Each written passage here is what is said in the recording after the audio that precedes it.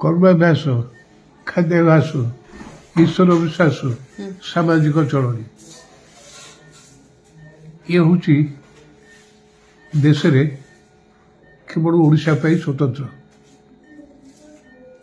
ଓଡ଼ିଶା ସହିତ କିଛି ପରିମାଣରେ ସାମଞ୍ଜସ୍ୟ ଅଛି ପଶ୍ଚିମବଙ୍ଗଳା, ନହେଲେ ସାରା ଭାରତ ବର୍ଷରେ ଓଡ଼ିଶା ପଶ୍ଚିମବଙ୍ଗଳା ଏ ଦୃଷ୍ଟିରୁ ଏକ ଭିନ୍ନ। ଆଉ ଓଡ଼ିଶାରେ ଆଉ ଗୋଟେ ସିଗ୍ନିଫିକେନ୍ସ ହେଲା 12 ମାସରେ 13 ପର୍ବ। ଆଗେ ଓଡ଼ିଶାବାସୀଙ୍କର ବୃତ୍ତି ହେଉଛି କୃଷି, ସଂସ୍କୃତି ହେଉଛି ଜଗନ୍ନାଥ ସଂସ୍କୃତି। ଏଇ ଜଗନ୍ନାଥ ସଂସ୍କୃତିରେ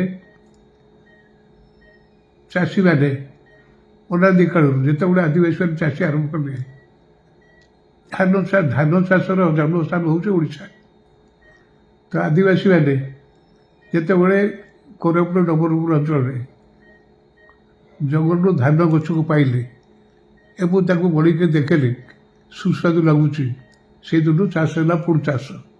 ତେଣୁ କୁହାଯାଏ ଧାନର ଜନ୍ମସ୍ଥାନ ହେଉଛି ଓଡ଼ିଶା। ତେଣୁ ଏତେ ଜନ୍ମସ୍ଥାନ ଓଡ଼ିଶା ଏବଂ ସେମାନେ ନିଜ ଅନୁଭବରୁ ଚାହିଁଲେ ଯେ କେବେ ଧାନ ବୁଣିଲେ ଭଲ ହେବ। ଖରାଟିଏ ହଳ କଲେ, ଅକ୍ଷୟ ତୃତୀୟା ଦିନକୁ ସ୍ଥିର କଲେ ସେଇଦିନ ମୁଠି ଜାଣିବେ, ଅର୍ଥାତ୍ ସେଇଦିନ ବିହନ ବୁଣିବେ। ସେଦିନ ଅକ୍ଷୟ ତୃତୀୟା ଦିନ ସକାଳୁ ଲଙ୍ଗଳ ନେଇକରି ବିଲକୁ ଯାଆନ୍ତି, ହଳ କରନ୍ତି, ଖରାବେଳକୁ ଫେରନ୍ତି, ଗାଧେଇକରି ପଖାଳ ଖାଆନ୍ତି। ତାପରେ ଉପରବେଳାକୁ କାନ୍ଧରେ କୁରାଡ଼ି ପକାଇ ଯାଆନ୍ତି ଜଙ୍ଗଲକୁ। କାହିଁକି ନା କେଉଁଠି ଫାଶୀ କାଠ ଅଛି, ସେ କାଠ କାଢ଼ି ଆଣିଲେ ଜଗନ୍ନାଥଙ୍କର ରଥ ତିଆରି ହେବ। ତେଣୁ ଅକ୍ଷୟ ତୃତୀୟା ଦିନ ମୁଠି କରନ୍ତି, ଧାନ ବୁଣା ହୁଏ। ସେଇଦିନ ଜଙ୍ଗଲରୁ ଜଗନ୍ନାଥଙ୍କ ରଥ କାଠ ଆସେ। ଇଏ ସିଗ୍ନିଫିକେନ୍ସ ଅନ୍ୟ କେଉଁ ଜାଗାରେ ନାହିଁ। ରଥ ତିଆରି ହୁଏ ଏବଂ ସେଇ ଅକ୍ଷୟ ତୃତୀୟା ଗଲା ପରେ ଆସେ ପଣା ସଂକ୍ରାନ୍ତି। ପଣା ସଂକ୍ରାନ୍ତି ପରେ ଆସେ ରଜ ବେଳେ ଝିଅମାନେ ଗୀତ ଗାଆନ୍ତି, ବର୍ଷ ଗୀତରେ ଆସିଛି ରଜଲ ଚାଲୁ ହବା ସଜବାଜ। ବୋହୂମାନେ ଦେଖନ୍ତି ମନେସ୍ତେ ଡାକିଲା ଗଜ, କେଉଁ ରାଇଜରୁ ଆସୁଛି ରଜାଲ, ଚାଲୁ ବାଇଦ ବୋଝା ବୋଝ। ତାମାନେ ଇନ୍ଦ୍ର ଦେବତା ଖରାଟିଆ ଚାଷ ହେଇଛି, ଧାନ ଗଛ ଖରାଟିଆ ବର୍ଷାରେ ଟିକେ ଟିକେ ଗଜା ହେଇଯାଇଛି। ସେଥିପାଇଁ ରଜା ଆସିଲା ବେଳେ ସବୁ ଭାଚୁରୀମାନେ ଡାକନ୍ତି କେଉଁ ରାଇଜରୁ ଆସିବ ରାଜନ, ତେରି ବାଇଦ ବୋଝା। ସେ ରାଜା କିଏ ନା ଇନ୍ଦ୍ର ଦେବତା। ପୂଜା କରିଦେଇ ରଜ ପାଳନ୍ତି ଏବଂ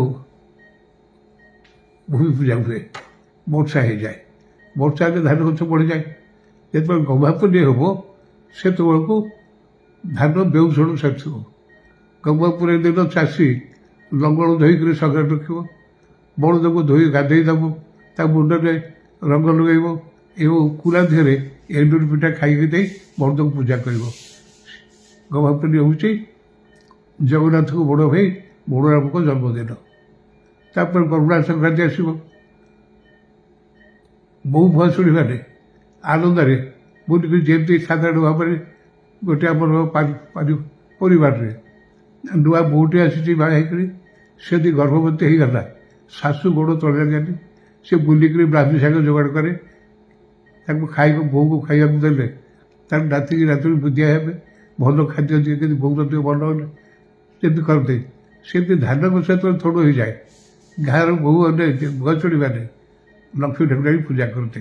ଲକ୍ଷ୍ମୀ ପୂଜା କରି କ'ଣ କହନ୍ତି, ଏଇ ଭାଇ ଲକ୍ଷ୍ମୀ ଠାକୁରାଣୀ ଆମ ଧାନ ଗଛ ଗୋଟେ ବଡ଼ ଗର୍ବ ହଉ, ବଡ଼ ଗର୍ବ ଭଲ ଧାନ ବଡ଼ କେଣ୍ଡା ଇଏ କଲେ ଗର୍ଭଡ଼ା ଶିଖନ୍ତି।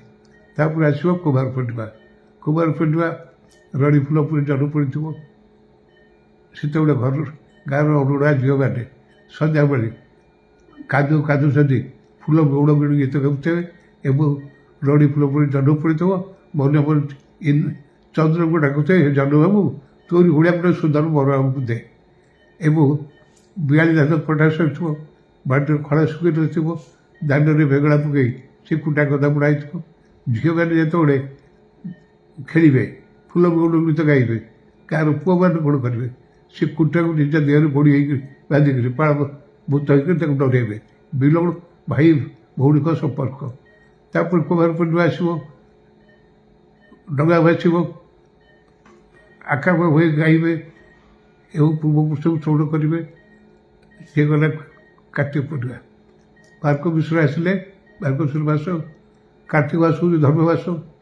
ସେତେବେଳେ ଓଷା କରନ୍ତି ଝିଅମାନେ, ବୋହୂମାନେ, ଯାହାକୁ ବଡ଼ ଓଷା କୁହାଯାଏ। ଏବଂ ପରବର୍ତ୍ତୀ କାଳରେ ଆସିବ ମାର୍ଗଶିର ମାସ। ଘରେ ଘରେ ପ୍ରତି ଗୁରୁବାର ଦିନ ମାଣ ବସିବ। ଗୁରୁବାରେ ମାଣ ବସିବ, ଲକ୍ଷ୍ମୀ ପୁରାଣ ପଢ଼ା ହେବ। ବୋହୂମାନେ ଡାକିବେ ଲକ୍ଷ୍ମୀ ପୁରାଣ। ଧାନ ହେଇଥିବ, ଧାନ କଟା ହେଉଥିବ, ଲକ୍ଷ୍ମୀ ବଞ୍ଚୁଥିବ। ତାପରେ ପୁଷ ପୂର୍ଣ୍ଣିମା ଆସିବ। ପୁଷ ପୂର୍ଣ୍ଣିମା ମାସ ଆସିବ। ପୁଷ ପୂର୍ଣ୍ଣିମା ପାଳନ। ପୁଷ ପୂର୍ଣ୍ଣିମା ବେଳେ ମକର ଚାଉଳ ଖାଇବେ, ମକର ସଂକ୍ରାନ୍ତି। ଏବଂ ଆଜି ବି ଆମ ଓଡ଼ିଶାରେ ଲଙ୍କାରେ ମକର ସଂକ୍ରାନ୍ତି ପାଳନ୍ତି, କିନ୍ତୁ ଆଦିବାସୀ ମାନଙ୍କର 10 ଦିନ 15 ଦିନ ପୁଷ ପୂର୍ଣ୍ଣିମା ଚାଲେ। ତାପରେ ମାଘ ମାସ ଆସିବ। ମାଘ ଆସିଲେ ମାଘ ପୂର୍ଣ୍ଣିମା। ସେଠି କ'ଣ ହେବ? ମାଘ ପୂର୍ଣ୍ଣିମାରେ